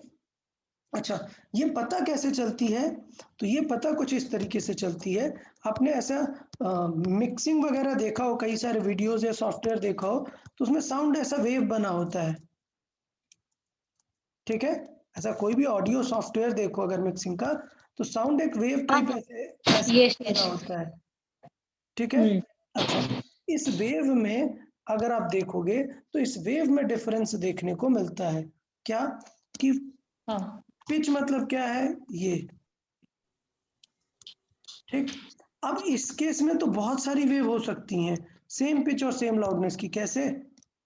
इस टाइप की, ये भी तो वेव है, हाँ। लेकिन ये बता रहा है वाइब्रेशंस है, मतलब स्मूथ वेव नहीं है। खर खर खर खर। हाँ, तो वो जो एक नॉकिंग साउंड फील होगा वो आपको यहाँ पर पता चलेगा। तो फ्रिक्वेंसी तो सेम है बट स्मूथनिंग नहीं है साउंड में। कुछ कुछ साउंड ऐसे रहते हैं, थोड़ा सा पहले सॉफ्ट रहेंगे, फिर ऐसे जर्क रहेगा, फिर सॉफ्ट हो जाएंगे। हाँ वैरायटी ऑफ साउंड हो सकते हैं, तो उनकी क्वालिटी जो पता करते हैं वो हम किससे पता करते हैं? उनके ग्राफ से। हाँ। ये बोलते हैं कि क्वालिटी हम पता कर सकते हैं, तो it is related to the waveform, so it is related to the waveform of sound। waveform क्या होता है? ग्राफ, जो उसका फिगर है, क्लियर, तो उसे वेवफॉर्म बोलते हैं। तो अगर हम बात करें कि दो तीन एग्जांपल, दो तीन वेवफॉर्म करके आपको अगर दिखाएं, तो लेट से एक सेम फ्रीक्वेंसी का अगर हम ट्यूनिंग फॉर्क से जनरेट करते हैं, ट्यूनिंग फॉर्क जानते हैं, ऐसा यस सर। प्रॉन्ज होते हैं उसमें और एक हैंडल होता है, तो इन हाँ, प्रॉन्ज वाइब्रेट करते हैं और जो फ्रीक्वेंसी जनरेट होती है, वो सेम तरीके। यस, तो वो सबसे बेस्ट फिट रहती है। तो उसका अगर आप वेव फॉर्म देखेंगे तो उसका वेव फॉर्म एकदम आपको ऐसा मिलेगा, ठीक है। लेकिन अगर हम देखें किसका, सेम फ्रीक्वेंसी का लेकिन कुछ अलग टाइप का, लेट से हॉर्न की बात करें, तो हाँ हॉर्न हाँ। थोड़ा, ठीक है, इस टाइप का वेव फॉर्म देखने को मिलता है। तो ये हो गया हमारा ट्यूनिंग फॉर्क। हाँ ट्यूनिंग, सर, लेकिन ये ट्यूनिंग फोक में फ्रीक्वेंसी कैसा सेट रहता है? ये उस पे डिजाइन रहता है, उसके लेंथ और प्रॉन्च पे डिजाइन रहता है। एक ट्यूनिंग फॉर्क का फिक्स होता है फ्रीक्वेंसी, मतलब हाँ उसके लिखा होता है कि ये ट्यूनिंग फॉर्क 300 है, ठीक। उसके ये प्रॉन्च छोटे कर दो तो बताओ फ्रीक्वेंसी बढ़ेगा या कम हो जाएगा? बढ़ेगा। समझ आया सबको? लेंथ कम हुआ तो फ्रीक्वेंसी बढ़ेगा। बढ़ेगा। जाएगा, ठीक है। सोचो इसमें थोड़ा सा ऑयलिंग कर दी तो क्या ये होगी, तो फ्रीक्वेंसी बढ़ेगी या कम होनी चाहिए? मैं सर कम ही होगा क्योंकि थिकनेस बढ़ा रहे हैं ना हम। Exact, very good. So point क्या है, इनडायरेक्टली उनका थिकनेस बढ़ रहा है जो जनरेट करने वाला एलिमेंट है, तो फ्रीक्वेंसी क्या होती जाएगी, कम। और अगर ऐसा फिनिशिंग कर देंगे, उसको रब कर देंगे बहुत, तो बढ़ तो जाएगी, तो बढ़ जाएगी उससे। ठीक है। हाँ, इस टाइप के कुछ हमने वेव फॉर्म बता दिए आपको कि कैसे रहते हैं। जैसे फ्लूइड की बात करें तो फ्लूइड का बहुत ही ऐसा वेव फॉर्म आपको देखने को मिलता है। मतलब क्रेस्ट और ट्रफ पे ही। हाँ, फुल इंटेंसिटी आपको वहां पर देखने को मिलती है वेरिएशन की, एकदम मैक्स पे। तो ये आपको कम सॉफ्टवेयर के थ्रू डिटेक्ट करने को मिलता है कि किस तरीके से इनका वेव फॉर्म डिफरेंट है। इन फ्रीक्वेंसी को लेके कुछ वर्ड्स सर जो एग्जाम में पूछे जाते हैं, एग्जाम के लिए इंपॉर्टेंट टर्म्स हैं, वो टर्म्स बताते हैं। सर जैसे, सर हाँ, अगर हम साउंड है, लेकिन वो क्या? सर वो लेकिन ट्यूनिंग फॉर्क में कुछ स्पेसिफिक मेटल यूज किया जाता है क्या कि यही मेटल से वो टोन रहेंगे? नहीं नहीं यार, उसका आइडिया नहीं है, नॉर्मल मेटल ही रहता है उसमें, ऐसा कुछ नहीं है, नॉर्मल हाँ मेटल वाइब्रेशन ही है वो, ऐसा स्पेसिफिक कुछ नहीं। ओके। तो अगर लेट्स से एक साउंड क्रिएट कर रहे हैं जो कि सेम फ्रीक्वेंसी है, हॉर्न में देखो सेम फ्रीक्वेंसी बार बार आ रही है क्या? नहीं, डिफरेंट डिफरेंट हो जा रही है ना, बार बार कम होती जा रही है, ज्यादा होती जा रही है। तो कुछ म्यूजिकल टर्म्स हैं जो एग्जाम में पूछे जाते हैं, इसलिए हम उनको लिस्ट आउट कर लेते हैं। तो परकशन हाँ, और a sound a sound of continuous, okay, so a sound of continuous same frequency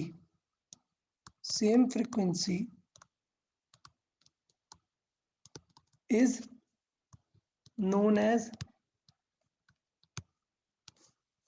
tone, ठीक है।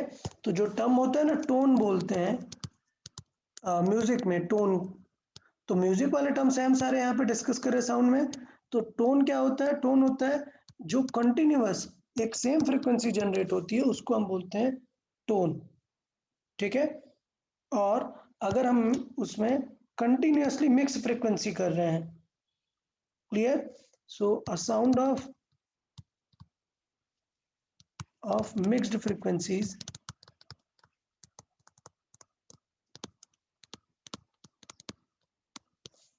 साउंड ऑफ मिक्स्ड फ्रीक्वेंसीज मतलब उसमें कई डिफरेंट टाइप की फ्रीक्वेंसीज आ जाती हैं, तो उसको बोलते हैं नोट। वो हो गया हमारा नोट। सो एक चीज हो गया, एक टर्म हो गया टोन, एक हो गया नोट, क्लियर।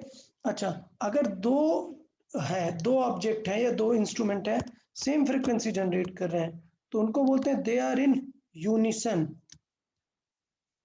ओके। तो two two instruments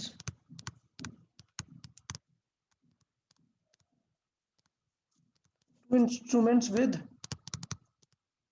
same frequency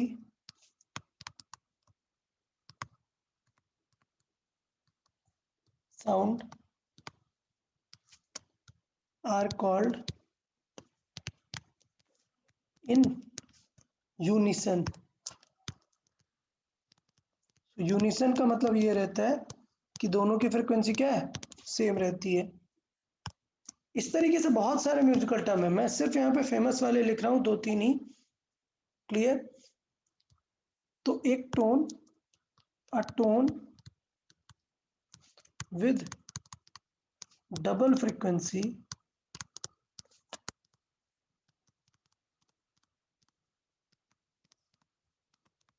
is called Octave. ठीक है, मतलब अगर मैं बोलूं कि लेट्स से ये इंस्ट्रूमेंट 1 है और एक इंस्ट्रूमेंट 2 है, they are in their octave, तो ऑक्टेव का मतलब 8 टाइम्स नहीं करना है, ऑक्टेव का मतलब क्या है, 2 टाइम्स। 2 times. Okay, Yes. तो इसलिए ये मैंने फेमस वाले जो हैं नोट और टोन लिख दिए हैं। इसका मतलब है 2 टाइम्स, यहाँ पे लिख देता हूँ। ऑक्टेव का मतलब है that F1 is 2 times of F2, तो दे आर इन ऑक्टेव। यूनिशन का मतलब क्या होगा, F1 is equal to F2, they are in unison. ठीक है, तो इस तरीके से बहुत सारे यहाँ पर डिटेल हमारे रह सकते हैं। तो ये ऑल 4 प्रॉपर्टीज थी जो हमने बात की किसमें, ह्यूमन ईयर में। अब हम बात करते हैं कि ह्यूमन ईयर का स्ट्रक्चर क्या रहेगा। तो मुझे लगता है ऑलरेडी आपको पता है, सिर्फ मैं थोड़ा सा एक्सप्लेन कर देता हूँ यहाँ ड्रॉ पर। करने के लिए सर डिफिकल्ट है ओके, सर। और टिम्बर का स्पेलिंग TIMBER है या TIMBRE है? TIMBER। हाँ स्ट्रक्चर ऑफ ह्यूमन ईयर अगर हम बात करें, ओके, तो मैं एक्सप्लेन कर देता हूँ सारी चीजें। मैं एक फिगर एक्सट्रैक्ट कर लेता हूँ, उसमें से मैं एक्सप्लेन कर देता हूँ। Just a minute.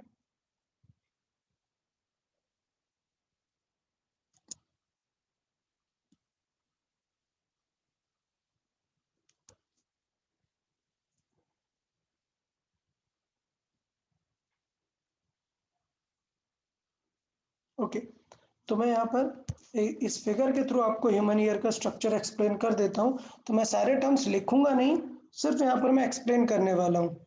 ओके, थोड़ा इसको छोटा कर लेते हैं। अभी ठीक है। ओके, देखें, स्ट्रक्चर ऑफ ह्यूमन ईयर अगर हम बात करें तो 3 पार्ट पे ह्यूमन ईयर रहता है। मेजर अगर हम बात करें तो इस तरीके से हम कर सकते हैं स्ट्रक्चर। कैसे, 3 टॉप पार्ट में रहता है। पहला रहता है outer ear, clear, outer ear. Outer ear में देखें क्या क्या रहता है, मैं अभी पूरा प्रोसेस समझाऊंगा आपको। आउटर ईयर में अगर हम देखें,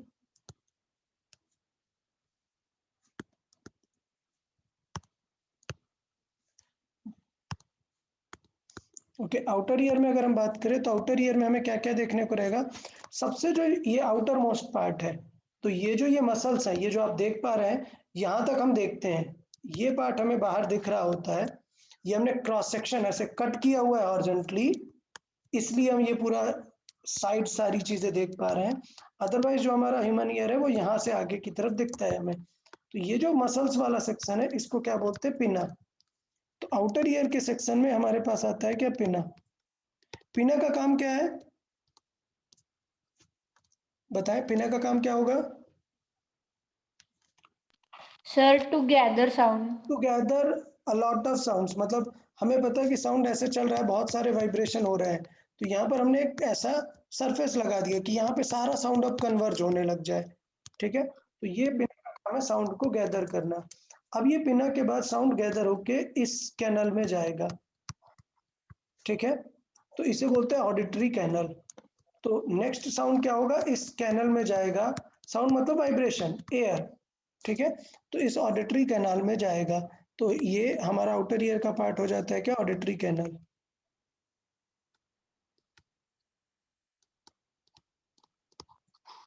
ओके, ऑडिटरी कैनल। अभी हम बात करते हैं नेक्स्ट क्या, कि यहाँ पर ये कैनल जब यहाँ पर एंड पे पहुंचती है, यहाँ पर, क्लियर, तो यहाँ पर क्या होती है, एक मेम्ब्रेन होती है। हाँ तो ये मेम्ब्रेन क्या होती है, ईयर ड्रम बोलते हैं इसे। ठीक है, सो टिम्पैनिक मेम्ब्रेन है जिसे हम मेम्ब्रेन, इसे क्या बोलते हैं हम, ईयर ड्रम। क्लियर, तो ये भी किसका पार्ट हो जाता है हमारा, मिडिल ईयर का होगा। नहीं, ये अभी अभी इसे वही कंसिडर करते हैं हम, इसे आउटर ही मानते हैं अभी तक, अभी साउंड अंदर गया नहीं है, तो ईयर ड्रम। हाँ हाँ ओके। ठीक है, तो ये हो गया हमारा, ये जो है मेम्ब्रेन इसे क्या बोलते हैं? Ear drum. अब होता क्या है, अब समझे। होता ये है कि यहाँ से साउंड गया, साउंड मतलब क्या? Vibration of molecules. सो वो वाइब्रेशन ऑफ मॉलिक्यूल्स जो है यहाँ पर, हाइलाइटर कोई भी नहीं काम कर रहा, ठीक है। सो वाइब्रेशन ऑफ मॉलिक्यूल यहाँ से जाएगा, यहाँ पर एक क्या है, एक ऐसा मेम्ब्रेन लगी होती है जिसपे ये वाइब्रेशन हिट करेगा। अब ये जो मेम्ब्रेन है इससे जस्ट कनेक्टेड होती है एक बोन, फ्लैट। तो ये मेम्ब्रेन है तो इससे एक फ्लैट ऐसा बोन कनेक्टेड रहती है इस तरीके से। तो जब ये मेम्ब्रेन वाइब्रेट होता है तो ये बोन का फ्लैट सरफेस इस बोन को भी वाइब्रेट करता है, ठीक है। तो ये हो गया हमारा कि ईयर ड्रम का काम क्या है? साउंड को एब्जॉर्ब करना और वाइब्रेशन को पास करना नेक्स्ट बोन पे, मतलब मिडल ईयर पे। तो नेक्स्ट पार्ट है हमारा middle ear. Clear? Okay, middle ear में अगर हम बात करें तो मिडल ईयर में 3 एलिमेंट्स होते हैं। क्या? 3 छोटे छोटे बोन्स होते हैं और सबसे स्मॉलेस्ट बोन यही होती हैं। स्टीफन। हाँ, सबसे स्मॉलेस्ट होती है इनमें से स्टीरप। तो यहाँ पर अगर आप देखें, यहाँ पर देखें तो ये स्ट्रक्चर, ये जो 3 बोन्स दिख रही हैं इनको बोलते हैं हम मिडल ईयर। मतलब ये बोन जो है इसको बोलते हैं हैमर, ये फ्लैट होता है यहाँ पर। हैमर के बाद ये कनेक्टर होता है एक, एनविल। इसे एनविल बोलते हैं। और ये लास्ट में जैसा हॉर्स राइडिंग के टाइम पे एक सैडल होता है ना, जिसपे पैर रख के ऊपर चढ़ते हैं, वो हाँ, सैडल का शेप होता है, इसको बोलते हैं अपन स्टीरअप। Sir Stephen. हाँ, स्टीरअप, स्टीरअप। और ये सबसे छोटी बोन होती है। तो 3 बोन्स का सेटअप होता है। मैं वो डिटेल नहीं लिख रहा हूँ कि ह्यूमन ईयर में क्या रहता है, डिटेल सबको समझ आया कि 3 बोन्स का स्ट्रक्चर रहता है यहाँ पर, जिनके नेम क्या है? हैमर, एनविल और स्टीरअप। स्टीरअप। वर्किंग बेस्ड नेम है ये जो मैंने बताए हैं, ये इनके कैसे हैं? वर्किंग बेस्ड है। इनके साइंटिफिक नेम और अलग हैं। मतलब अगर आप बायो में जाओगे तो पता चलेगा। हैम, ऑफ कोर्स नेम से फील हो रहा है ना, हैमर थोड़े ना नेम होगा, मतलब बोन का। तो वो साइंटिफिक नेम एक अलग रहेगा, वो बायोलॉजी में आपको रहेगा। फिजिक्स में हम इन्हें यही 3 नेम से जानते हैं, hammer, anvil and स्टीरअप। Middle ear clear है सबको? Yes sir. ओके, चले। अब ये क्या होता है, यहाँ पर एक ओवल स्लेब, ओवल शेप एक यहाँ पर विंडो रहती है जिससे ये कनेक्टेड रहता है। क्लियर? इसके अंदर रहता है लिक्विड। तो बेसिकली ये जो स्टीरअप है वो डायरेक्टली उस लिक्विड के टच में रहता है। तो यहाँ पर मेम्ब्रेन वाला काम नहीं होता है। ये जैसे मेम्ब्रेन हैमर को देता है अपना ये क्या बोलते हैं, वाइब्रेशन, वाइब्रेशन हैमर पे पहुंचाता है। ये स्टीरअप ऐसे इस मसल को नहीं प्रेस करता है, स्टीरअप अंदर के लिक्विड पे कनेक्टेड रहता है। क्लियर? तो यहाँ पर एक ओवल शेप, यहाँ पर ऐसे को ओवल शेप चैनल होता है जिससे ये लिक्विड के अंदर रहता है और उसे वाइब्रेट करता है, ठीक है। ओके, तो अब लास्ट पार्ट आता है इनर ईयर। थर्ड पार्ट है हमारा इनर ईयर। ओके, तो उसमें 2 मेजर चीजें हैं इनर ईयर में काम की, हमारे 2 मेन है। क्या? इनर ईयर में अगर हम देखें तो ये एक सर्कुलर, ये ऐसा ऐसा कॉइल के शेप का एक यहाँ पर हमें दिख रहा है। स्नेल रहता है वैसे। हाँ, तो स्नेल जैसे रहता है वैसा, एग्जैक्टली। तो इसे क्या बोलते हैं? कॉक्लिया, ठीक है। तो इसका एक पार्ट होता है कॉक्लिया। अच्छा, कॉक्लिया का काम क्या है? कॉक्लिया का काम है वो लिक्विड, जो अंदर एक लिक्विड है उसके पंप को मेंटेन रखना। तो ये जो वाइब्रेशन है ये इस लिक्विड को पंप करते हैं। और ये जो पंप है, ये पंप इन ऑडिटरी कैनल से कनेक्टेड होता है, सॉरी ऑडिटरी नर्व से। और ये ऑडिटरी नर्व ब्रेन पे जाती हैं। तो बेसिकली कॉक्लिया क्या करता है, इस ऑडिटरी नर्व के लिए ये जो वाइब्रेशन है इस सिग्नल को एक इलेक्ट्रिक इंपल्स के फॉर्मेट में भेजता है। तो auditory nerve are like wire और cochlea is like a battery. तो और ये स्टीरअप क्या है? ऑर्डर है। मतलब स्टीरअप ने ऑर्डर दिया बैटरी से कि यार करंट फ्लो करा दो, समझ आया? Yes sir. तो स्टीरअप ने वाइब्रेशन जनरेट किया, उस वाइब्रेशन ने उसका एक इलेक्ट्रिकल इम्पल्स बना दिया और वो कॉक्लिया किसे भेज देता है? ऑडिटरी नर्व के थ्रू भेज देता है। क्लियर? तो लास्ट इसका इनर ईयर में दो पार्ट होते हैं, कॉक्लिया और ऑडिटरी नर्व। तो मुझे लगता है यार ये दोनों चीजें सबको क्लियर आ गई कि ये ऑडिटरी नर्व रहेंगी। अच्छा, इसमें एक और चीज दिखाई है, सेमी सर्कुलर कैनल्स। इन्हें भी चाहिए तो ऐड कर सकते हो, इनका कुछ काम नहीं है, मतलब इनका काम साउंड से रिलेटेड नहीं है। किसी को पता है इनका काम क्या है? सर बैलेंसिंग फ्लूइड से रिलेटेड है। हाँ एग्जैक्टली, वेरी गुड। सो इनका काम क्या है? हमारे बॉडी के बैलेंस को मेंटेन करना। मतलब अगर ये फ्लूइड गड़बड़ हो जाए तो हमारे बॉडी का जो बैलेंसिंग सेंस है वो गड़बड़ हो जाएगा। मतलब जैसे एक पैर पे रह के भी हम लोग काम कर लेते हैं ना अच्छे से, वो सेंस खत्म हो जाएगा अगर क्या चीजें गड़बड़ हो जाए, ये सेमी सर्कुलर कैनल्स गड़बड़ हो जाए, इनके अंदर का फ्लूइड गड़बड़ हो जाए।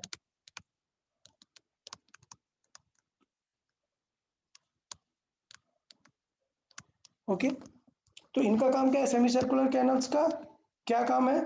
बैलेंस मेंटेन करना बॉडी का। और कॉक्लिया का काम क्या है बताएं? कॉक्लिया का काम अभी बताया यार, कॉक्लिया का काम क्या है? सर मतलब वो कन्वर्ट करना इलेक्ट्रिकल इम्पल्स में। इलेक्ट्रिकल इम्पल्स में, जिससे ऑडिटरी नर्व को समझ में आ जाए, ब्रेन को समझ में आ जाए। तो कॉक्लिया का काम है वाइब्रेशंस को इलेक्ट्रिकल इम्पल्स के फॉर्मेट में ऑडिटरी नर्व के थ्रू सेंड करना ब्रेन में, और वो ब्रेन उसे फिर इंटरप्रेट करेगा। क्लियर? तो स्ट्रक्चर क्लियर है सबको? Yes sir. ओके, चलिए काफी है। अभी नेक्स्ट लेक्चर में हम डिटेल में डिस्कस करेंगे और कुछ क्वेश्चन सॉल्व करेंगे। साउंड का लास्ट लेक्चर रहेगा नेक्स्ट लेक्चर। ओके सर, फिर साउंड के बाद हम क्या स्टार्ट कर रहे हैं? हीट। हीट। ओके ओके चले। सर, और वो हाइलाइटर काम कर रहा था? हाइलाइटर काम कर रहा था उस कलर पे नहीं, एक्चुअली वो मैं हाँ समझा, उस कलर पे येलो दिख नहीं रहा, रेड है ना बैकग्राउंड, हाँ, वो इसलिए। काम कर रहा है। हाँ वो समझ आया, मैंने काम करना इन द सेंस बोला कि उस पे दिखेगा नहीं तो वो फिर फील नहीं आएगा ना। हाँ हाँ। ठीक है, बाकी सारे हैं उसमें। ओके चले। ये ओके सर। या bye bye everyone. Bye sir, thank you sir. Ear में हेयर्स क्यों दिखाए गए हैं? क्यों रहते हैं? मतलब एग्जैक्ट उसका आइडिया नहीं है, बट पॉइंट ये है कि एयर बहुत ज़्यादा पॉल्यूटेड रहता है ना, मतलब बहुत सारे डस्ट पार्टिकल्स रहते हैं एयर में। हाँ तो मतलब अगर वो filtrate है। हाँ, तो वो फिल्टर टाइप पे काम करता है। जो बड़े पार्टिकल्स हैं जो वाइब्रेशन में पार्टिसिपेट नहीं कर रहे लेकिन एयर के साथ फ्लोटेड है, उनको रोकने का काम करता है वो। ओके। या चलो ठीक है, okay bye bye. Bye sir. या बाय बाय एवरीवन।